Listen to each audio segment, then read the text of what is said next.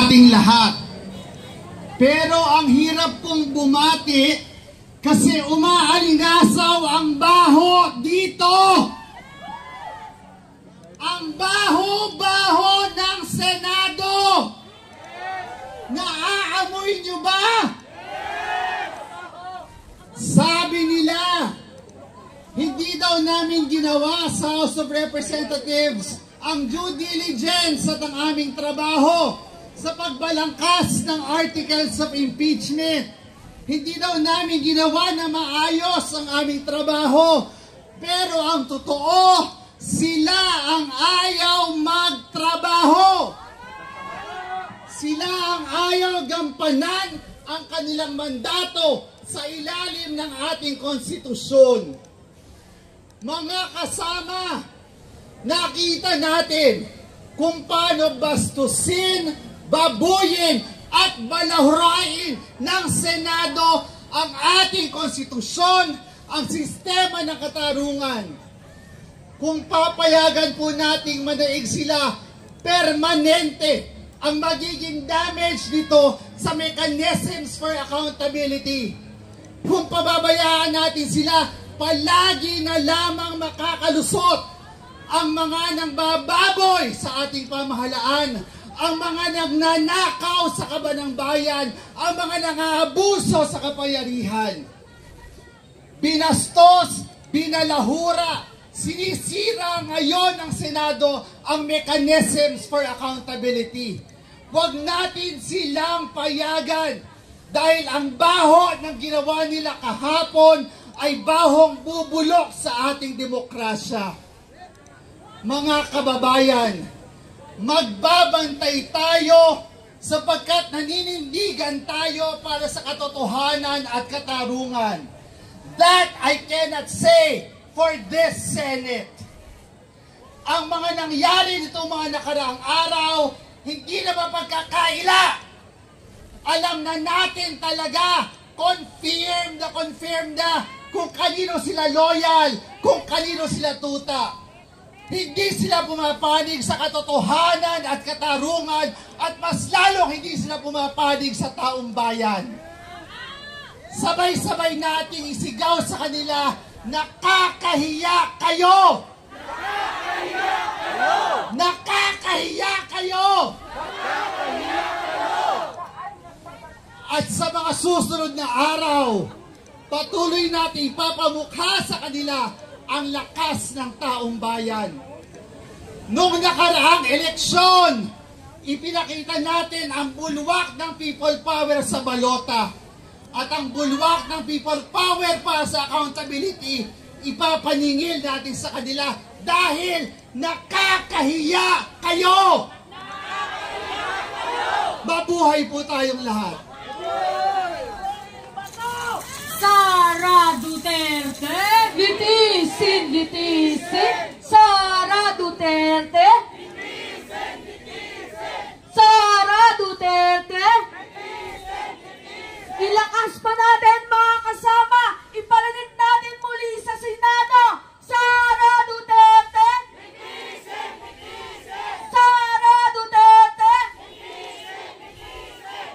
At para naman ngayong hapon, para bigyan tayo ng isang drug performance, atin ang tawagin mula sa Human Rights and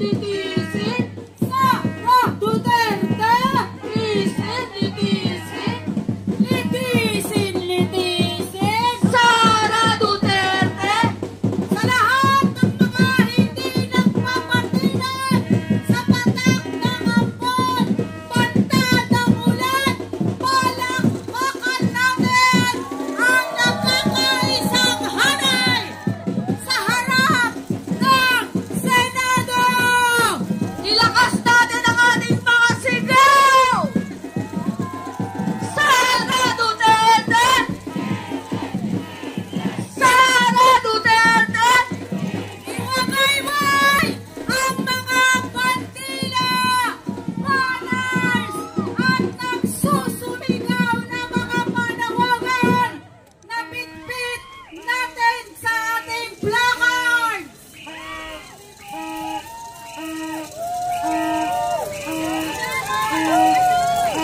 Sara Duterte!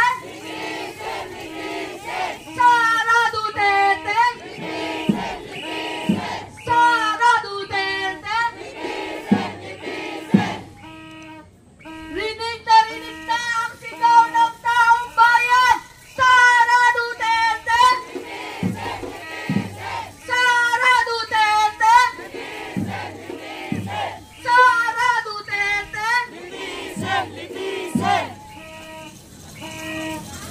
Sara Duterte! Sara Duterte! Kaya sa inyong mga naririto, mabuhay kayo at nawa laging mag-alag ang inyong mga puso at sa ating pagkakaisa ang tunay na pagmamahal sa ating bansa at sa ating mga mamamayan. Nawa, dumami pa tayo at maging bukas ang ating mga mata Kahit umuulan, sa mga nagagawa. tuloy. At pangalawa, sana makarating ito Kahit umuulan, tuloy ang laban ng impeachment.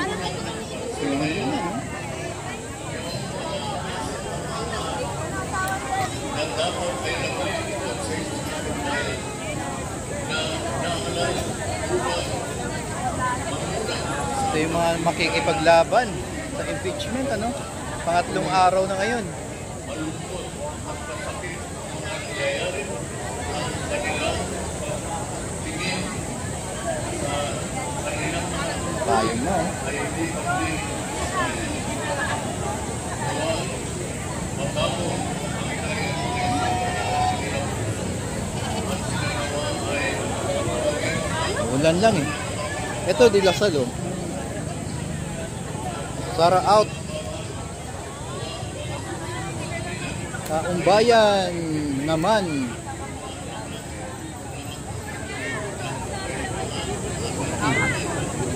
kaya sila Sige po, mag- Taong bayan naman.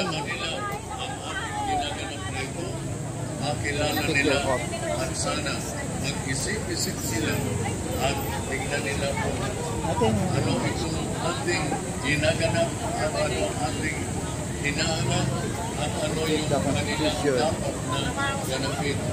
ayun sana yung dapat, respect the Constitution, kaso hindi naman nire-respeto nila, di ba?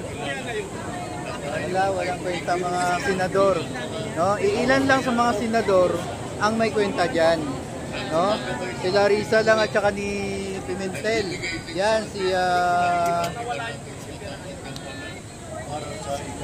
Villanueva, no? Talagang yan ang nakikipaglaban diyan sa impeachment. Kaya talagang ano talaga to? Eto, titignan natin to. Yan. Titignan natin to. PM Partido.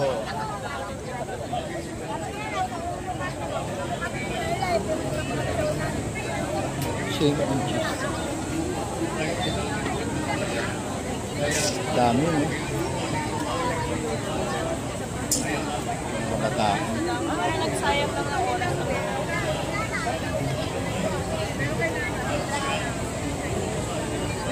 No? Kahit umuulan, makikita natin talaga na talagang ang mga tao rito ay kayang gawin, no? Ma-impeach lang si Sara.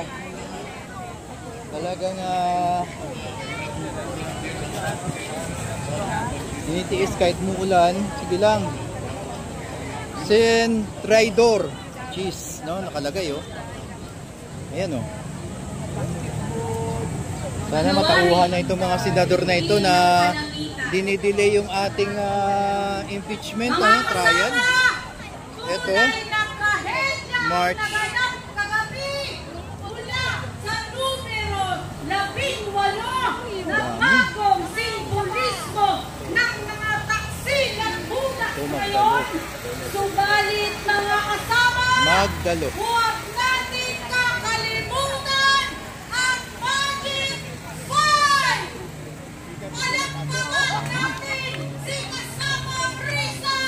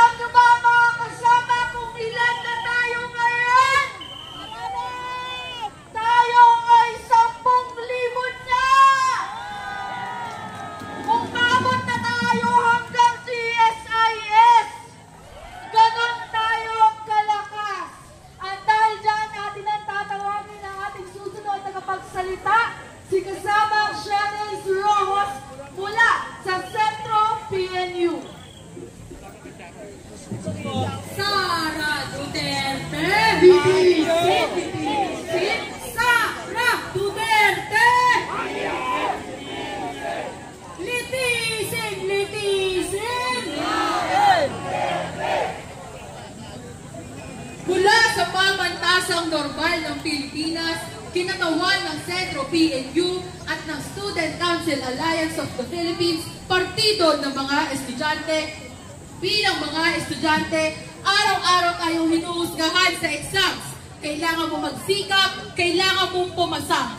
Sa mga kapwa kong estudyante, paano kapag ang mga senador ang may exam at sila mismo ang bumabagsak? May malinaw na tanong sa impeachment trial. May pananagutan ba si Vice President Sara Duterte? At imbis na harapin ito sa trial, anong ginagawa nila? Nagpalusot, nagremand, nagtago, tumakbo. 5 lang ang pumasa. Bagsak silang 18. Kung tayong estudyante, hindi pwedeng mangopya. At pag hindi valid ang excuse sa exam, bawal nang kumuha. Bakit sila pwedeng tumakas? Ito ang bagsak na liderato, the worst Senate in history. At sa harap ng pagbagsak ng hustisya, kami ang magsusulit! Kami ang manghuhusga! Kami sa Sentro PNU at Student Council Alliance of the Philippines naninindigan, panagutin ang mga duwag na huwad, ipaglaban ang hustisya, kabataan at mamamayan, kalampagin ang Senado. Sara Duterte! Sara Duterte! Litisin, litisin! Sara Duterte! Litisin, litisin! Sara Duterte! Maraming salamat at muli dumagundong ang tinig ng kabataan! At sa ating susunod na tagapagsalita, isa sa mga pinakapopular sa telebisyon at SOCMED, Professor, matikas na kababaihan, maganda at ekonomista, si kasamang Cielo Magno!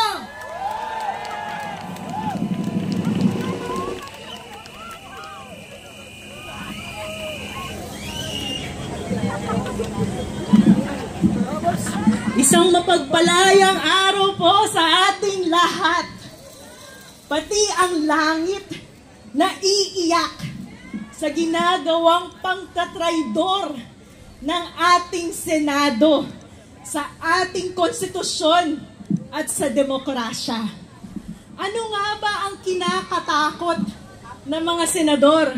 Noong una, si Chis Escudero ay hindi maunawaan ang ibig sabihin ng forthwith. Kahapon naman, may parimand, hindi ba? Ano ang itinatago nila? Bakit ayaw malaman at makita ng taong bayan kung paano nilustay ni Sara Duterte ang mahigit 600 milyong pisong confidential fund? Bakit ayaw nilang ipakita sa taong bayan at bigyan ng pagkakataon si Sara Duterte magpaliwanag kung gaano kabilis siyang yumaman sa kabila ng pagiging vice mayor at mayor ng Davao? Bakit ayaw nilang ipaalam sa taong bayan ang mga korupsyon na nangyayari sa Department of Education nung siya ay secretary ng DepEd? Ano ang pinagtatakpan ng ating mga senador? Alam niyo po yung isa pang dahilan kung bakit naiiyak ang langit? Naiiyak ang langit dahil awang-awa na sila sa atin, sa kalidad ng senador na mayroon tayo. Kahapon si Senator Bato, proud na sinuot yung kanyang judge outfit, di ba? Pero nangunguna sa pagtatanggol kay Sara Duterte. Nakalimutan niya yata kung ano ang ibig sabihin ng senator judge. Baka dapat mag-resign na siya para mag-abogado kay Sara Duterte. Hindi ba? Yung pangalawa kong tanong, may dala ba kayong popcorn? Akala ko kasi may watch party tayo ngayon. at magpapasunog si Robin Padilla. Kaya ako nandito Nasa na yung magpapasunog? Diba? Hindi ba malaking kahihiyan to at insulto sa atin, taong bayan na nagbabayad ng tax, tapos bibigyan tayo ng ganitong klaseng mga senador? Kaya narito tayo ngayon para sabihin sa mga senador at iparinig sa ating mga kababayan na walang puwang sa demokrasya ang mga duwag. Walang puwang sa kasaysayan ang mga kasinungalingan. Walang puwang sa paghahanap ng katarungan para sa bayan na ninanakawan ang mga senador na tuta. At higit sa lahat, walang puwang sa lipunang ginagago ang pananahimik. Kaya ang sigaw ng bayan, Sara Duterte, litisin, she's Escudero. Magandang hapon po sa inyong lahat at maraming salamat.